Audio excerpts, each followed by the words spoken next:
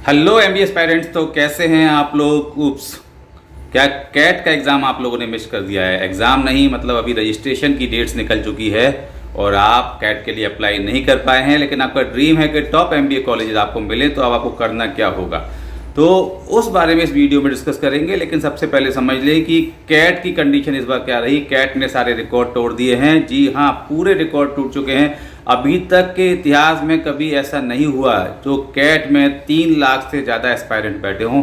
इस बार total registration 3,30,000 के ऊपर हुए हैं। तो आप समझ सकते हैं कि कैट के प्रति लोगों का कितना क्रेज़ बढ़ गया है, एमबीए के प्रति लोगों का कितना क्रेज़ बढ़ गया है। यहाँ आपको मैं बता दूं, लास्ट ईयर लगभग 2.5 लाख स्टूडेंट ने रजिस्टर्ड किया था, मतलब 30% का जो है इंक्रीज़ हुआ है। इस इंक्रीज़ के पीछे कारण एक ये भी है कि कैट का जो डेट है वो एक्सटेंड किया गया था। अब मुझे लगता है शायद कैट भी एक ऐसी बॉडी हो गई है जो चाहती है कि ज़्यादा से ज़्यादा आलतू फालतू के लोग भी जो हैं वो कैट का फॉर्म अप्लाई करें और ज़्यादा से ज़्यादा रेवेन्यू कलेक्ट हो। तो आप अपने एग्ज़ाम फॉर्म की फ़ीस से काउंट कर लीजिए कि कितने करोड़ में जो है वो आपका कैट एप्लीकेशंस का रेवेन्यू गया होगा।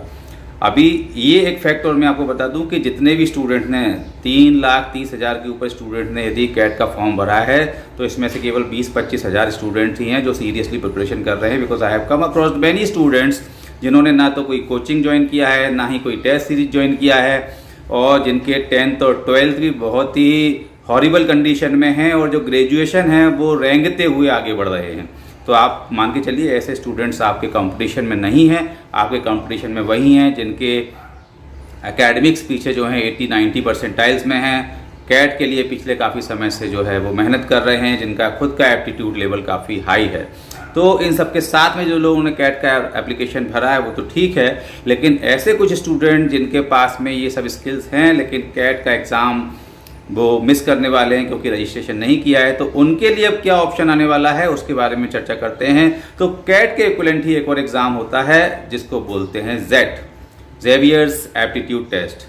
अब यहाँ कुछ स्टूडेंट्स का होगा कहना कि सर हमको तो आईआईएम की ड्रीम थे, तो मैं फिर से वही रिपीट करूँगा, 3,30,000 में से 10,000 स्टूडेंट्स को आईआईएम मिलेगा, बाकी सब कहीं ना कहीं और 20 स्कूल्स में जाएंगे। तो आपका ड्रीम ये होना चाहिए कि आपका करियर बने, आपको टॉप 20 स्कूल्स मिलें। तो वही काफ़ी सारे टॉप स्कूल्स, 200 के आसपास टॉप 20 स्कूल्स जेट के स्कोर्स को भी लेते हैं।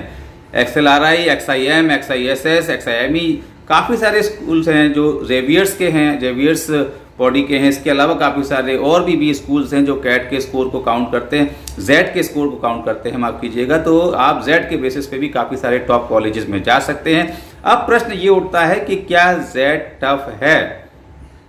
डेफिनेटली जिस तरह से कैट है उसी तरीके से जेड है।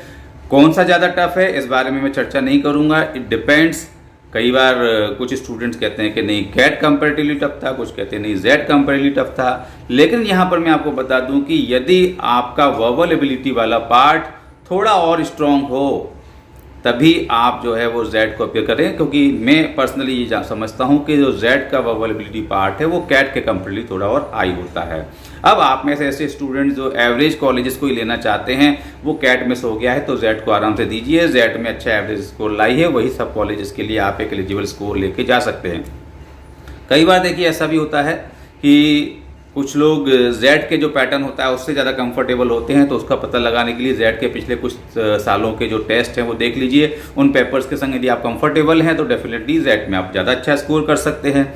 अब बात ये आती है कि भाई जेड से अच्छे कॉलेजेस मिलेंगे या कैट से अच्छे कॉलेजेस मिलेंगे। तो अनडाउटेडली देखिए XLRI कोई कम कॉलेज तो है नहीं है। यदि IIM नहीं भी मिला और यदि आप जेड दे रहे हैं तो जेड के थ्रू भी आपको वही अच्छे कॉलेजेस मिल सकते हैं जहाँ पर अच्छी प्लेसमेंट होती है।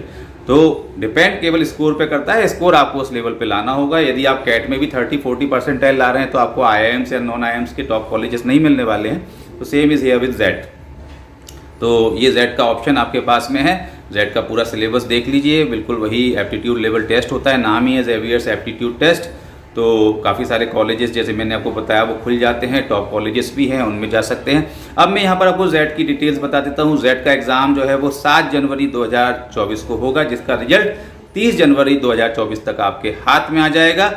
अभी सबसे बड़ी बात यह है कि यदि आप चाहें तो अभी भी अप्लाई कर सकते हैं। एप्लीकेशन विंडो ओपन है जो 30 नवंबर 2023 तक ओपन रहेगी। अभी 2 महीने हैं आपके पास में।